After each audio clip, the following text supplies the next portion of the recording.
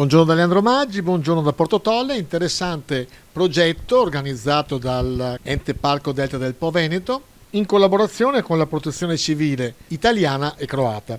Proviamo a capire dai protagonisti, in particolar modo dal vice sindaco Silvana Mantovani di Porto Tolle, in cosa consiste questo progetto. Il parco ha ideato e progettato un bellissimo progetto ed è un progetto che riguarda Italia e Croazia, in particolare Delta del Po e Croazia, insomma.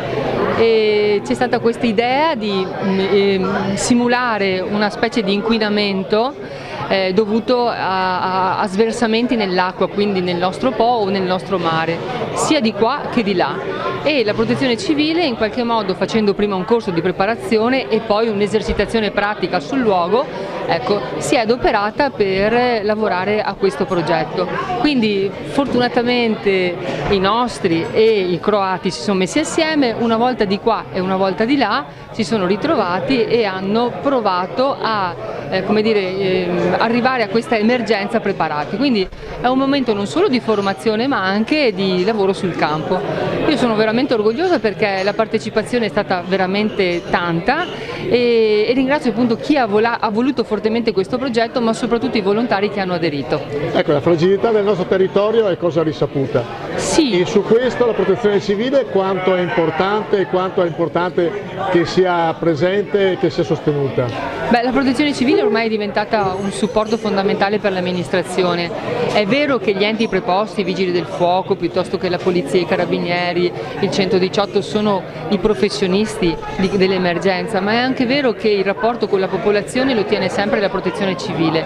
Di conseguenza è fondamentale che questi volontari siano sempre più formati alle diverse esigenze, ma soprattutto perché spesso sono i primi interlocutori con la popolazione rispetto alle problematiche che si possono verificare, quindi fondamentale. La Protezione Civile ormai non si può più fare a meno della Protezione Civile, quindi ben vengano e tante grazie a tutti i volontari.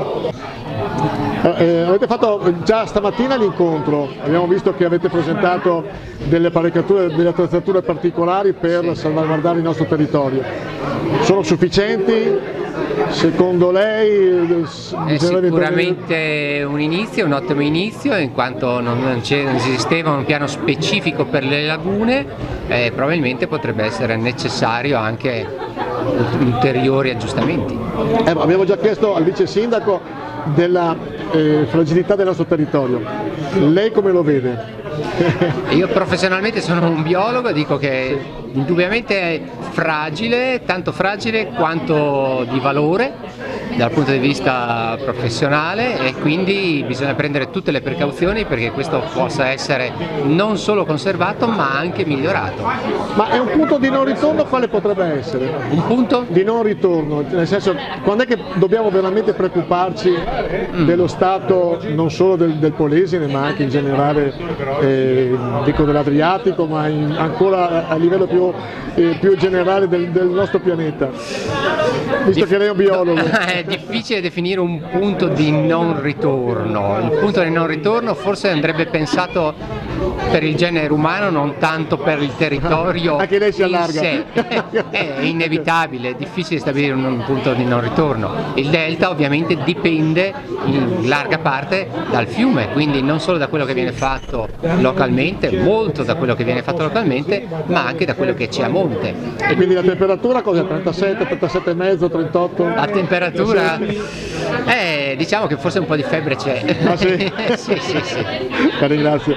Prego.